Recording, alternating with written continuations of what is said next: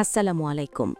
ছোট পর্দার জনপ্রিয় অভিনেত্রী তানিয়া বৃষ্টি বর্তমানে গুরুতর অসুস্থ ছিলেন। তার ব্রেইন টিউমার ধরা পড়ার পর করা হয় জরুরি অস্ত্রোপচার।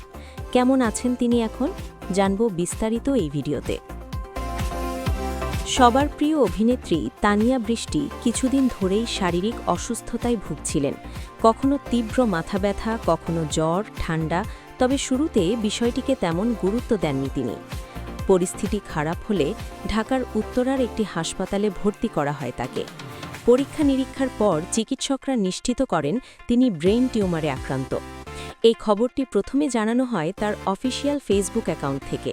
সেখানে অনুরোধ করা হয় শুটিং বা কাজ সংক্রান্ত বিষয়ে আপাতত ফোন কল বা মেসেজ দিয়ে বিরক্ত না করতে। ভালোবাসা দিবসে দেওয়া এক আবেগঘন পোস্টে তানিয়া নিজেই লেখেন, ভালোবাসা দিবসের শুভেচ্ছা আমার পরিবারের পক্ষ থেকে। কাল আমার মাথায় অস্ত্রোপচার, দোয়া করবেন সবাই। Brain tumour. 15 ফেব্রুয়ারি বিকেল 4টায় তার অস্ত্রোপচারের সিদ্ধান্ত নেওয়া হয়। প্রায় 4 ঘণ্টা ধরে চলে জটিল এই অপারেশন। রাতের দিকে নির্মাতা হাসান রেজাউল ফেসবুকে জানান, আল্লাহর রহমতে তানিয়া বৃষ্টির সার্জারি সফল হয়েছে, টিউমার অপসারণ করা সম্ভব হয়েছে। বর্তমানে তিনি পোস্ট অপারেটিভ কেয়ারে চিকিৎসকদের নিবিড় পর্যবেক্ষণে আছেন।